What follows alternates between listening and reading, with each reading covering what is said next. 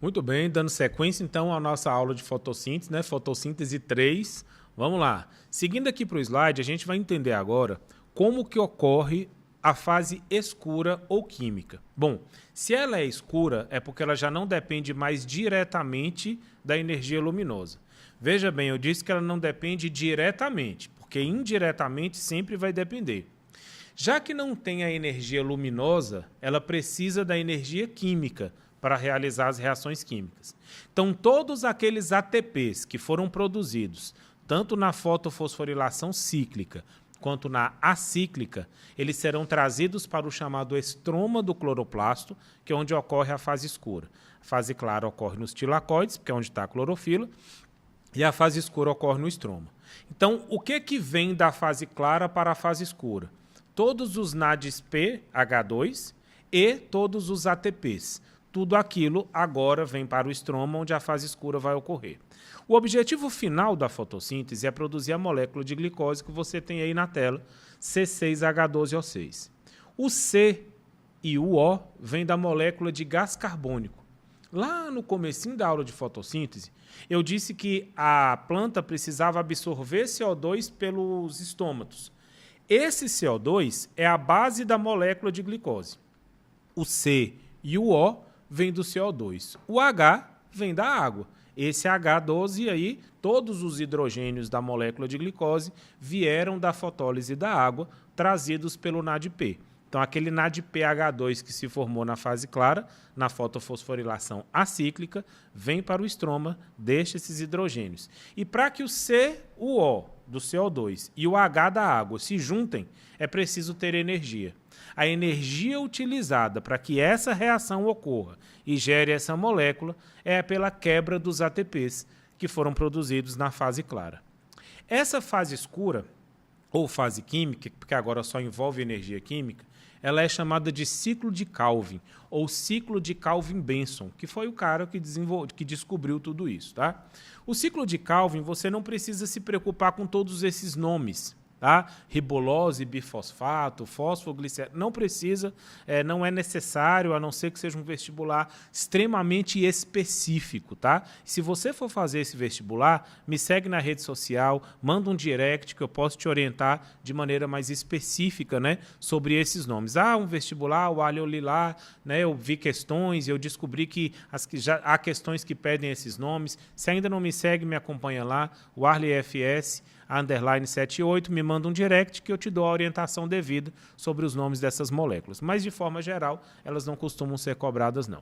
Então, bora seguir aqui no slide. Tem alguns elementos que me ajudam a identificar que isso é o ciclo de Calvin, porque há um outro ciclo chamado ciclo de Krebs. Esse é lá da respiração celular. Aqui no ciclo de Calvin, alguns elementos são importantes. Veja bem, aqui eu tenho ATP sendo convertido em ADP mais fósforo, ou seja, está havendo uma quebra da molécula de ATP. E essa quebra representa consumo de energia, ou seja, eu estou gastando ATPs, e isso é um indício de que é o ciclo de Calvin. O outro indício é a utilização dos hidrogênios. Veja bem, a seta vai de NADPH para NADP, e o H separado. Ou seja, esses hidrogênios estão sendo incorporados ao ciclo. É esse hidrogênio que vai ser utilizado para formar o C6H12O6. O outro elemento é a incorporação do CO2. Esse processo nós chamamos de fixação do carbono, ou fixação do gás carbônico. É exatamente esse o ponto que ajuda a retirar o excesso de CO2 da atmosfera e contribui para a redução do superaquecimento. E, por fim, a formação do chamado açúcar, que para nós aqui especificamente seria a formação da glicose, que é o grande objetivo. Então, fixa-se CO2, utiliza-se o hidrogênio que veio trazido pelo NAD, junta tudo isso usando a energia do ATP para produzir o C6H12O6. Como é que isso costuma cair nas provas dos vestibulares? Essa é uma questão do Enem de 2021, né, do PPL, Pessoas Privadas de Liberdade. A prova não é uma prova feita para ser diferente, né? Existe um banco de questão e que elas se misturam para formar as diferentes provas do Enem. Então a questão diz o seguinte: As plantas em sua fase de crescimento necessitam de grande quantidade de carbono, sequestrado pela fotossíntese. Esse termo sequestro de carbono é muito comum, sobretudo na ecologia. É a mesma coisa que a fixação, que a utilização ou que a absorção de gás carbônico pela planta para a realização da fotossíntese. Para a produção de biomassa, que é a matéria orgânica da planta. O sequestro de carbono pelas plantas é aumentado, reciclando papel, mantendo intactas as florestas nativas, fazendo o replantio das áreas degradadas, evitando a queima de madeira e de área de floresta, substituindo a madeira de bens duráveis por materiais alternativos. Olha, mas essa questão ela é de fotossíntese ou ela é de ecologia? Ela é das duas coisas. Porque eu preciso saber o que a planta faz com gás carbônico para eu entender como se resolve essa questão. Aqui existe uma situação que é o sequestro de carbono pelas plantas é aumentado. Em que situação a planta passa a absorver mais gás carbônico? Quando ela puder fazer mais fotossíntese.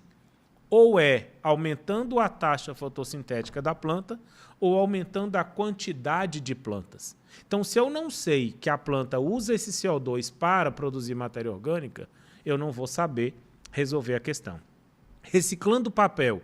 Reciclando papel, eu só estou evitando diminuir a quantidade de árvores, mas eu não vou aumentar a quantidade de CO2 captado. Mantendo intactas as florestas nativas. Ecologicamente é uma medida legal, mas se eu mantenho intacta, eu mantenho o que eu tenho. Eu não vou aumentar a quantidade de plantas, portanto, eu não vou aumentar a captação de CO2. Fazendo o replantio de áreas degradadas. Bom, essa é a resposta. Esse é o gabarito da questão. Por quê? Porque quando eu pego uma área que foi degradada e eu faço replantio, significa que eu estou aumentando a quantidade de árvores. Se eu aumento a quantidade de árvores, elas passam a fazer mais fotossíntese. E aí, consequentemente, eu vou captar mais o CO2.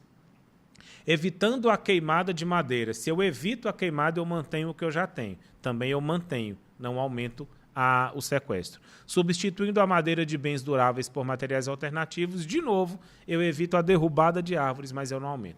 Então, a única alternativa aqui que me permite aumentar a fotossíntese é aumentando a quantidade de árvores e, consequentemente, esse gabarito seria a letra C. E aí uma questão diferente, mais objetiva, que é uma questão da FUVEST do ano 2000.